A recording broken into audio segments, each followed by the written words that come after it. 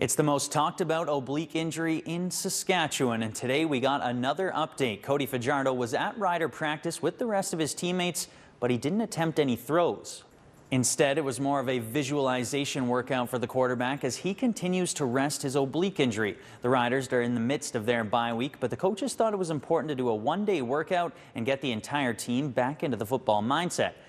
Whether it be on the pond or in a backyard rink, hockey in its purest form doesn't have referees or painted lines or big salaries. And the players at this year's Heritage Classic were reminded of that when they hit the ice in the open air at Mosaic Stadium, including Jets captain Blake Wheeler, who has his own backyard rink for his son to create those same memories.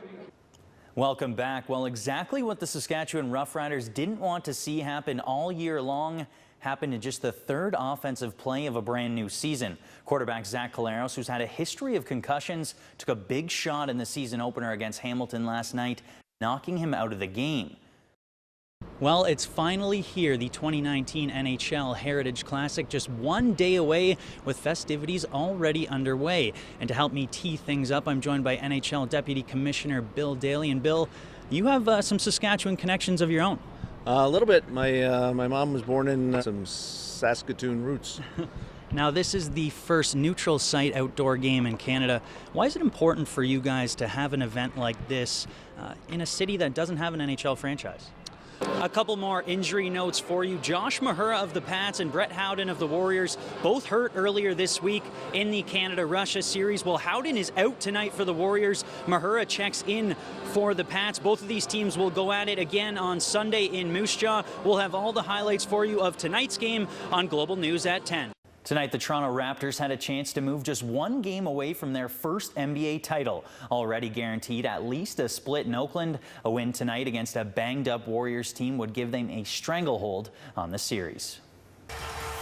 Klay Thompson returning to the Warriors lineup despite the hamstring injury. Bad news for Golden State. The Raptors still have that guy, Kawhi Leonard, and despite both teams struggling early on, those two did not. Thompson from deep, 28 on the night, but on the ensuing possession, the claw with the answer, and he put the Raptors on his back in the opening 12. Down 13 with 45 seconds left to play in the quarter. Kawhi just took the ball and went to work inside and out, pulling the Raps within just 6 to end the quarter. Meanwhile, it's a travel day for the Saskatchewan Roughriders as they get set for Friday's preseason opener against the Calgary Stampeders. And while it won't count in the standings, the game still carries special significance for the Riders' head coach. Now, with Chris Jones leaving, you've got the head coach, the GM, the defensive coordinator, the VP of football ops. A lot of hats. Basically, half the organization goes out the door with him.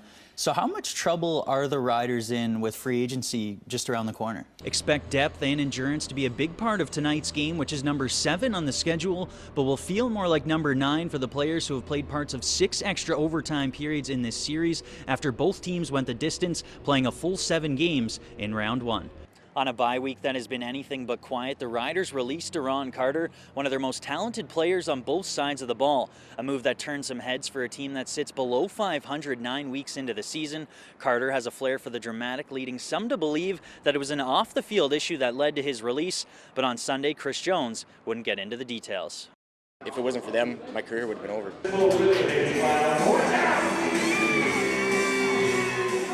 In the midst of the 8-second rides of the rodeo, the spotlight is on the brave cowboys and cowgirls out on the dirt. But they look to the sports medicine team behind the scenes as the stars of the show. Continuous beatings every single weekend, multiple times a weekend, and it wears on you, it gets to you, and we rely on people like Sports Med in order to keep us so we can keep going. These guys come in beat up. You don't find cowboys that don't have bumps and bruises on them. That's the nature of the sport. So whether it's a clean ride or whether they're getting bucked off, they're still coming in with bumps and bruises. And there's much more than massages and taping that goes into a night at the rodeo for the sports med team. Broken bones, concussions, head trauma, those are always kind of our main serious things that can happen depending on where a broken bone happens. You can have some serious bleeding issues. You can't be thinking about that when you're getting on, and everything happens so fast. You have to have your mind set on exactly what you need to do. So you try really hard to take all the injuries and all the wrecks and everything that you've ever seen, and you put it in the back of your mind for your ride. And while there's pressure on the athletes, the medical team faces the same pressure without the prize money.